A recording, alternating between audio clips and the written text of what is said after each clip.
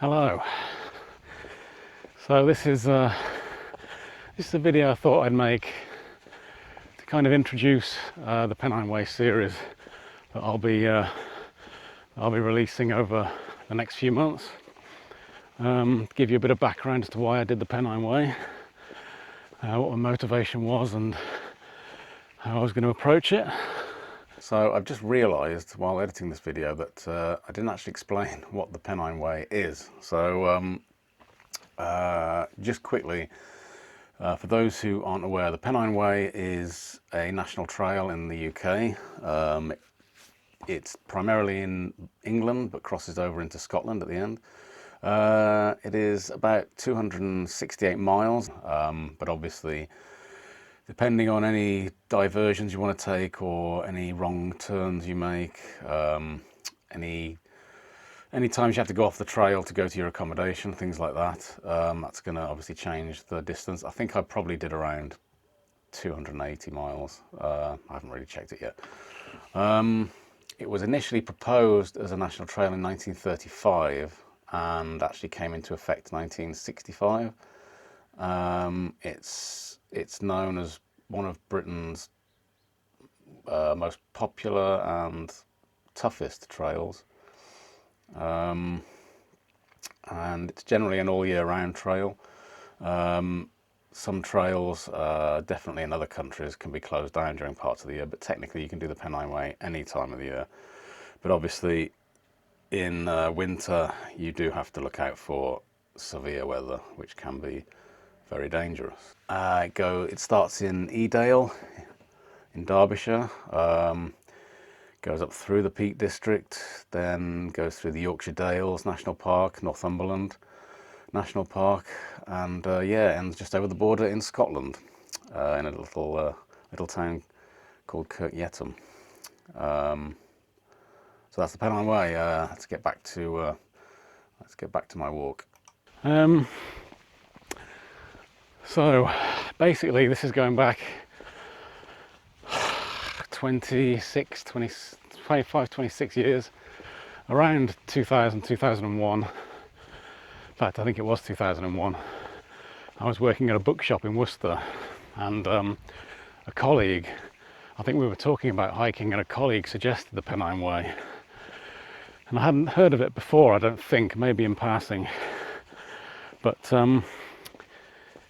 the suggestion stuck in my head, and then I think it was a couple of years later, I was working in London, and I got hold of Wainwright's Pennine Way journal.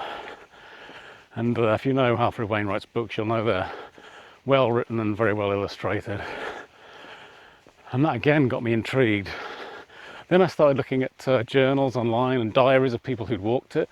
Really enjoyed reading those. And I thought, yeah, this is definitely something I want to do. So in 2007, my brother and I, without any real hiking experience, certainly no long distance hiking experience, we set out to Edale from London and proceeded to spend 12.5 days walking the Pennine Way. Made lots of mistakes, carried way too much on our backs, and basically had a very tough time, but we got through it. There were a couple of moments where we were thinking about quitting, and we pushed on, but it was more of an endurance thing than an enjoyable holiday.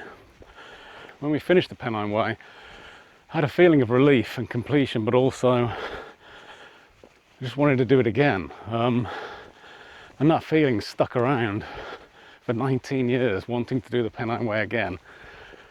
Or I say wanting, it felt more like a need. It felt like I needed to do it again, and I really don't know why. It's just one of those things. In 2008, with a few friends from work, a few colleagues, we went to Edale, walked a small section of the Pennine Way, really just the first few miles. In 2011, I hiked a few days with my mate Dano. I only got as far as Horton in Ribblesdale. I think I had a problem with my foot, which is a common occurrence. I think I was sunburned, all sorts of stuff, so I quit at Horton, did 5 days, got out at Horton, and then later that year I went back with a friend of mine, Darren, from London, and we did Horton to Dufton. We were meant to go to Alston, I think, but we got lost between Middleton and Dufton, ended up staying at a youth hostel and then getting to Dufton the next day. And yeah, since then I felt like I'm missing something. I should have gone back. I should have done a second through hike of the Pennine Way. No real logical reason for it, just a sort of need, really. 2012 I did a 4-day hike around Malham and Horton with another friend of mine from work, Trevor, and I did the 3 peaks in 2015, and that again was around the same area. And I think 2024 I was planning to do the Pennine Way again then, and I injured my ankle, so I had to cancel that. Thankfully I'd only booked one place the first night, so I only had to cancel that. And yeah, so this time I really wanted to do it, just get it done, so get it out of my system. Didn't book anything except the first campsite. Met my friend Craig the first night, the Friday, and then the next day, the Saturday, we walked the first day together. That was enough for him, as you'll see in the video for day 1. I mean, he was only intending to do the first day, so it was no big deal. It was very nice of him to come and join me, because it was my 50th birthday during this walk. And then yeah, the next 13 days I was on my own. Met a lot of really interesting people, had some great conversations. Complete strangers, but lots of lovely people along the way. People who live on the Pennine Way and other people that were hiking it. And I got back about 3 weeks ago, and I've been editing these videos ever since, including this video and a thoughts and tips video that I'm going to do at the end. There'll be 16 altogether. So yeah, I didn't book anything in advance for this trip, only the first night. The reason being, I was taking camping gear with me, so I knew I'd always have somewhere to sleep at the end of the day, you know, if I had to wild camp even. And I wanted to wild camp. But the danger of booking everything in advance is if something goes wrong and you can't do the trip, or you injure yourself after a couple of days, then you've got to cancel all those bookings, which is a pain, and also you might lose a lot of money. So I thought, yeah, I'll take my camping gear. On reflection, I'm not sure if I would do things differently next time. The whole camping side of it, and it's weird, I kind of realised this years ago, and yet I still do it. But camping for me, I think, and hiking should be, or at least multi-day hiking should be 2 different things, should be separated, unless you can really pack ultralight. And I did do fairly well this time. I packed quite light, but it was still too heavy. I was still carrying too much. And like the food and drink, you have to sort of factor in probably around at least 5 kilograms for the food and drink you'll be carrying on any given day. So that massively increases the pack weight. But I think like any multi-day hike, if you can just carry basically a day pack and sleep somewhere, you know, like a hostel or a pub or something at night, that's the best way to do it. You've got enough work to do during the day. You don't really want to be pitching a tent and then having trouble getting to sleep and all that. But some people enjoy doing that. They love backpacking, and that's fair enough.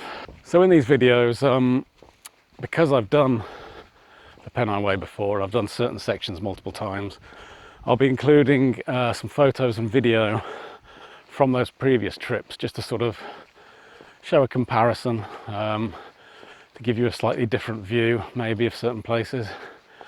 And I just think it's nice to see, you know, how these places are now and how they looked several years ago, how they looked in 2007. It's kind of like a sort of scrapbook. And that's it, really. I hope you enjoy this series. It was a lot of fun doing it, and it was a lot of fun making the videos, so yeah, I hope you enjoy them. Thanks for watching in advance, and I will see you soon. Another heat wave, just what we needed.